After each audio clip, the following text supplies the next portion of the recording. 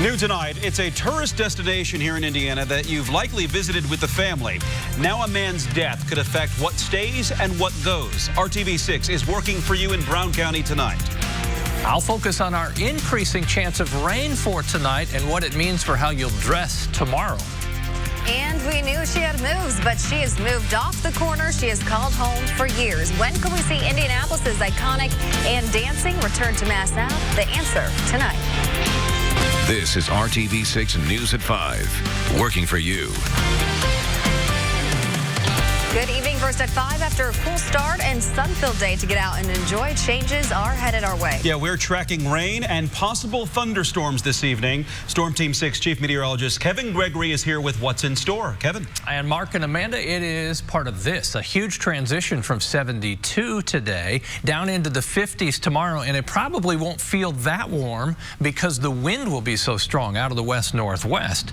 We talk about rain, we wait on rain. Right now, all we'll see is an increase in the mid to high level clouds for a while. We'll go to the west. You see the swirl up in Minnesota and Wisconsin. That's the area of low pressure. From that, the spark for some showers and thunderstorms. But notice the big gap here where we have nothing yet. I think as that moves our way, it'll help lift some of the warmer air and build scattered thunderstorms. The coverage is not going to be complete. 65 in Lafayette. Temperature 5 degrees warmer in Indy. 73s in Columbus and in Muncie. For the evening hours, our chance for rain will increase, especially after sunset. Take an umbrella with you or a rain jacket. Temperature will be down to 63 by 10 o'clock tonight. Just to show you, the coverage won't be perfect. 7 o'clock, just a few showers. Notice some spots there where the rain's a little bit heavier. It definitely seems east and southeast, your rainfall potential a little higher than central Indiana. Already after midnight, starting to clear in western Indiana.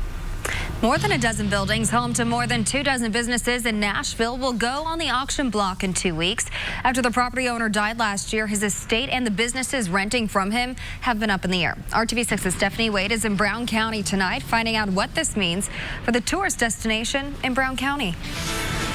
Shops like the Totem Post, who have been here for more than 60 years, want to know what's going to happen to their business when they and many other properties in downtown Nashville are set to be auctioned off at the end of the month. I think Nashville's very spiritual in nature because of all the artists. You know, I think it's people come here to connect with nature and go to the park. And we have a lot of people that come through our door and say it wouldn't be a trip to Nashville if they didn't come here. Opened in 1952, the Totem Post has been a staple in downtown Nashville. A shop celebrating spirituality, nature, and artisanship. Liana Franklin was shocked when she heard the business her parents started might be in jeopardy. Andy Rogers owned about a third of the properties downtown. When he passed away, his children decided to sell his estate that was home to 25 local shops. If a buyer comes in and decides to develop the properties, people fear they will lose the integrity of the town.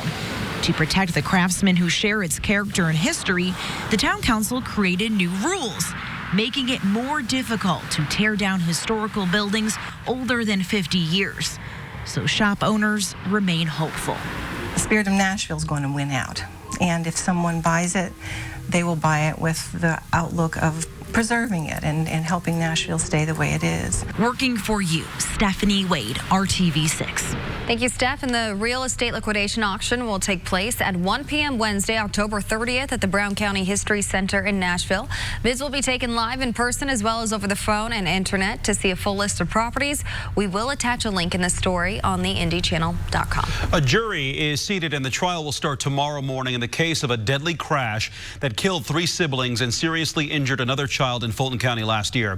Alyssa Shepard is charged with 3 counts of reckless homicide, criminal recklessness, and 1 count of passing a school bus when an armed signal device was extended. Shepard said she was not aware she was approaching a stopped school bus on the morning of the crash. Late this afternoon, a jury of 6 men and 6 women with 2 alternates was seated in the case. After the tragedy occurred, changes were made to state law to improve bus stop safety. All school buses are now required to have cameras on the stop arm, and children are no longer longer allowed to cross state highways to get to a bus. New tonight at 5, a Winchester mother charged in connection to a school shooting investigation in Richmond turned herself in today. 43-year-old Mary York, who you see there, turned herself in at the Wayne County Jail after she was charged with felony dangerous control of a child, 5 counts of felony neglect of a dependent, and a misdemeanor charge of criminal recklessness. York called police on December 13th to warn them her 14-year-old son intended to shoot up Dennis Intermediate School. Police and the teen exchanged gunfire, and then he turned the gun on himself. Now to Democracy 2019 in the race for Indianapolis mayor. Veteran lawman Bill Benjamin is accepting Republican challenger Jim Merritt's offer to be his police chief 3 weeks before the election. Last week, Merritt announced he would ask Benjamin to serve as chief of IMPD. Benjamin, a Democrat, served with IMPD for 27 years. He lost the Democratic primary for Marion County Sheriff last year. Benjamin addressed a policy announced by Merritt earlier this year, which would encourage police to stop and question people in high-crime neighborhoods. Understand this, that I'm not into harassing anyone. I'm not into stopping anyone that doesn't need to be stopped. That's how I've always been in my career. Merritt's choice may not matter in a month. He still has to win the election on November 5th. And a spokesperson for Indianapolis Mayor Joe Hochstedt's campaign defended current IMPD Chief Brian Roach, saying, quote, "Under his leadership, our police force has grown, neighborhood ties have been strengthened, and law enforcement has once again returned to community-based beat policing," end quote. We don't want to think about it yet, but it won't be long before the snow starts flying in Indiana, and the state and city want to be ready. Today, the Indiana Department of Transportation invited us out to see the inspection of the snowplow fleet. This was the first full fleet inspection held in Indianapolis. All 60 trucks were inspected to make sure it's ready for winter plowing and salting. And if you don't mind driving in the snow, especially if you're the one plowing it out of the way, INDOT might have a job for you. INDOT is hosting a statewide job fair tomorrow to fill winter seasonal positions, which includes snowplow drivers. Winter work runs from November 4th through March 27th. Starting pay is $16 an hour. You must have proof of a commercial driver's license. There is one hiring location in the Indianapolis area, and that's 7105 South Brookville Road. It will run from 10 in the morning until 3 in the afternoon. The Indianapolis Department of Public Works is also getting ready for the inevitable snow. Today and tomorrow, DPW salt truck drivers are checking the routes before the winter weather arrives. You can see real-time updates at the Indy Snow Force website. DPW added 7 new snow trucks to its fleet this year, in addition to 15 new trucks last year. The department has a total of 110 trucks and 14,600 tons of salt on hand. You know her, you love her, but Ann Dancing is gone from Mass Ave downtown. But don't worry, it is only temporary and is coming back in a few weeks better than ever. Today, the iconic light display that's danced her way into the hearts of locals and guests for 14 years was removed from the intersection of Mass Ave, Alabama, and Vermont streets. Over the next few weeks, work will be done to the plaza that is Ann's home on the Indianapolis Cultural Trail, and then the totally new Ann structure and components will be installed. We're told she'll have the same dance moves, same amber orange color, but with updated technology. She's the icon for our city. She's the emblem of Mass Ave and the Indianapolis Cultural Trail, and she's our calling card of the city, and people love it. If you come to town, you have a photo with her, you have a video with her. Even if you are, whether you're local or an out-of-towner, she is a place make in our city. The Indianapolis Cultural Trail raised more than $205,000 in private donations over 4 weeks in June to fund the new structure and the plaza upgrades. The new Ann is expected to be back in a couple of weeks. A little pep in her step. And then a little bit more people will be dancing again. Right. Well, the Indiana Pacers season opener is next week, and the team wants to help fans get ready for October 23rd when the Pacers host Detroit. They want to make sure you can fly your Pacers pride in full blue and gold colors. Sports director Dave First is live at Bankers Life Fieldhouse, where the Pacers have another preseason game tonight. Hey, Dave. I am here to deliver news, all news involving your Indiana Pacers as they wrap up the preseason tonight. The next time we see the blue and gold warming up behind me here at Bankers Life Fieldhouse, it'll be for real a week from tomorrow night when they take on the Detroit Pistons in the first of 82 regular season games. And then, knock on wood, we'll be talking about many playoff games come next spring. One of those new faces for the Pacers you're looking at right now, TJ McConnell, the former Philadelphia 76er, longtime high school legend in the state of Pennsylvania. Played for his dad, Tim, in PA, and nearly won a state championship out there. But I know what you guys are thinking, Mark and Amanda. We've got the season opener next week. Yes, there's a pregame party at Georgia Street. The Pacers are amping things up, wondering what they can do to help get everybody involved. And, ladies and gentlemen, yes, they're handing out free flags for all of those that want to come down to Bankers Life Fieldhouse. And you're thinking, well, this seems a bit big, Dave. 5 by 3. I really don't need something this big. So they're also handing out smaller flags that are 3 by 2. So perhaps something for the office, perhaps something for the home, perhaps something for the backyard. Everybody is ready to go when the Pacers begin yet another season. Again, that is week from tomorrow night here at the Fieldhouse. And here you go. Here are all the deets, if you will. Free flags. You got to come down to Bankers Life Fieldhouse and pick them up 11 to 1 each day. It's while supplies last, okay? So you might want to get here tomorrow and not wait until Thursday. Again, 2 flag sizes, though, 5 by 3 and a 3 by 2. Hey, coming up tonight, the news at 6, more on your Indiana Pacers. There are a total of 9 new faces on this year's team. Gone are guys like Bojan Bogdanovic, Thad Young, Darren Collison. You may remember retired of the offseason. So it's a quick study. We'll get to know guys like T.J. Warren, Malcolm Brogdon, Jeremy Lamb, and the aforementioned T.J. McConnell. And there isn't much time to get ready for all that, with that home opener coming up a week from tomorrow. Doug McDermott talks about the new look Pacers coming up all new at 6 o'clock. I'm sorry, I'm going to bend down. So what is it, guys, for you? 5 by 3 or 3 by 2? Back to you. We'll see you guys all new at 6. Thank you, Dave. Just bring them both. For us. Right. Thanks, Dave. Still ahead here at 5:30 on RTV6. Indiana marks its first death from the E virus. New information about the victim and why all still need to be alert and aware. But first, it's a long way from the glitz and glam of Hollywood. Oscar-nominated Felicity Huffman is in jail tonight. Why it caught everyone off guard. And Dave mentioned the flags. Any flags you see over the next 24 hours will be whipping in the wind. We'll transition to much cooler temperatures, but then you see what happens, the uphill climb into the weekend. Drive at Honda of Fishers. Tonight, on this stage in Ohio, a dozen Democratic presidential candidates will square off in the 4th debate of the primary season. You're getting a live look as they make preparations for tonight's debate. ABC's Trevor Ault is inside that debate hall at Otterbein University near Columbus with a look ahead to what we can expect and what's at stake. Tonight, the stage is set for what is literally the biggest debate so far. 12 Democratic candidates on stage prepared to trade jabs and make their case for president.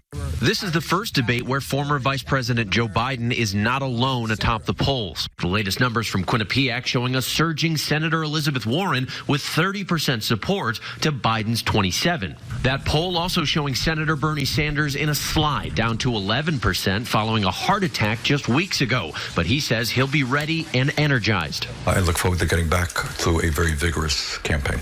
The stage will feature all 10 candidates from September's debate, plus Congresswoman Tulsi Gabbard and billionaire liberal activist Tom Steyer, who's appearing on stage for the first time. Every candidate who's going to be on that debate stage on Tuesday is more prepared and more decent and more patriotic than the criminal in the White House. One area where candidates' responses could be in question is whether anyone will go after Vice President Biden for his son Hunter's business dealings with Ukraine. It's something President Trump has keyed in on and the subject of the ongoing impeachment inquiry. Do they want to actually criticize the vice president over those business ties, over those business relationships? The Biden campaign says they're ready for it, but they also don't think that any of the candidates are likely to do what will be seen as exactly what Donald Trump would want them to do.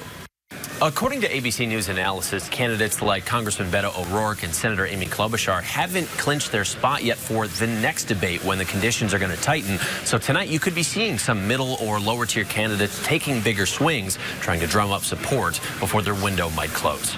Trevor Ault, ABC News, Westerville, Ohio.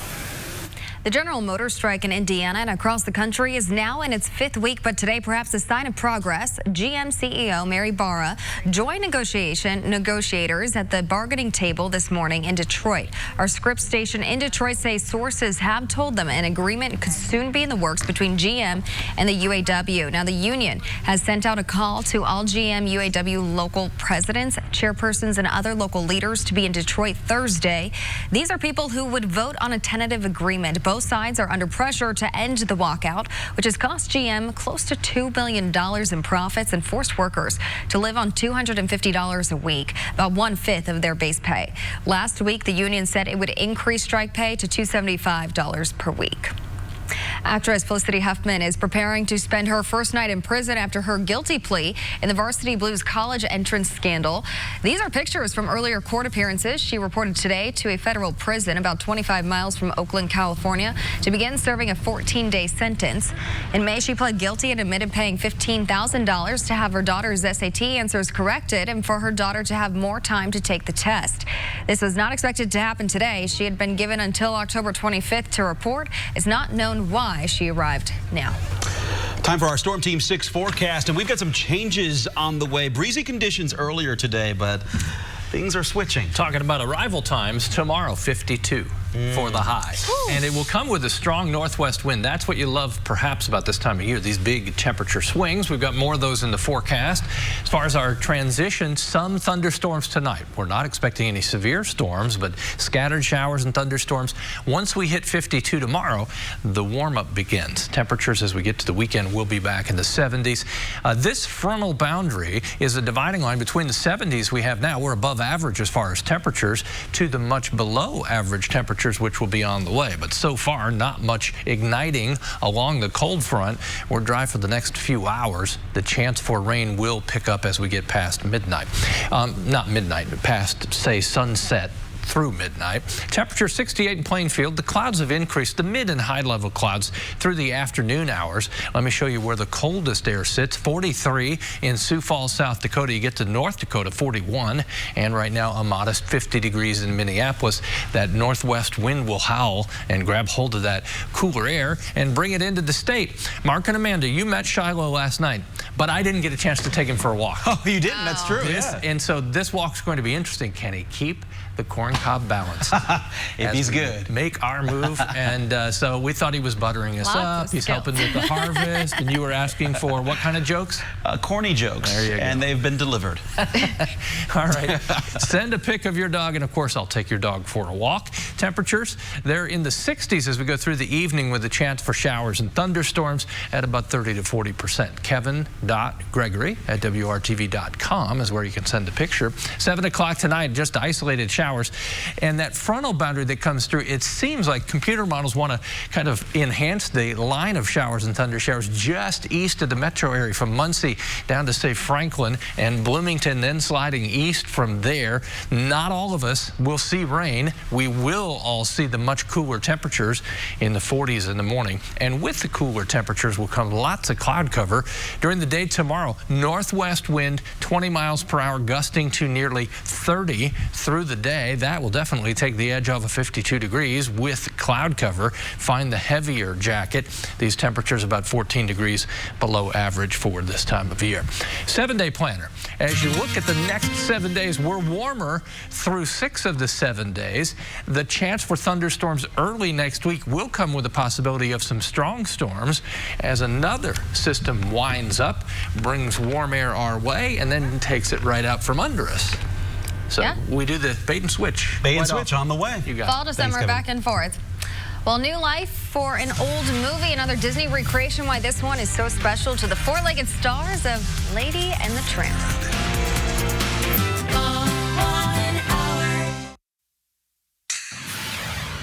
Hello and a very good day to you. I'm Julie Grant with Court TV Live, and we're bringing you gavel-to-gavel coverage of a very interesting murder trial happening right now in the state of Wisconsin. A woman named Ezra McCandless is accused of stabbing one of her lovers to death.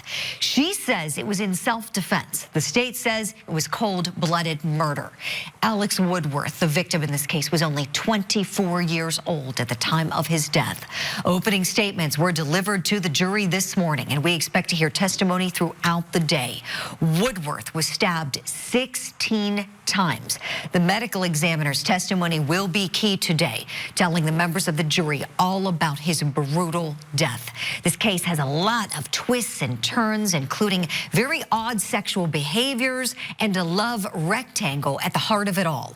We'll be bringing you live coverage from inside of the courtroom throughout the day here on Court TV Live. And as always, count on Court TV for gavel-to-gavel coverage. I'm Julie Grant. Now back to you in the studio. Julie, thank you. You can learn more about other cases around the nation right now at courttv.com. From cartoon to live action, Disney is giving new life to some of the most iconic cartoons you enjoyed in your childhood as live action remakes. Next up is Lady and the Tramp. You're crazy. You don't know the half of it. Wow. What is this place? There's a great big world out there with no fence around it. Lady and the Tramp will debut on the streaming service Disney+. The original animated classic was released in 1955. Now, 60 years later, the remake features actual rescue dogs to create the action. But the storyline remains the same. Two dogs find love over a plate of spaghetti. Lady and the Tramp releases on Disney+ November 12th. It made me hungry. We'll get you some spaghetti later. All new at 6 p.m. here on RTV6. The Indiana man at the center of a bizarre international adoption case now wants to remove a key detail from public documents. We'll show you what happened in court today. But first on the Now Indy, how Yahoo users can claim cash from a class action settlement related to data breaches. You're watching RTV6.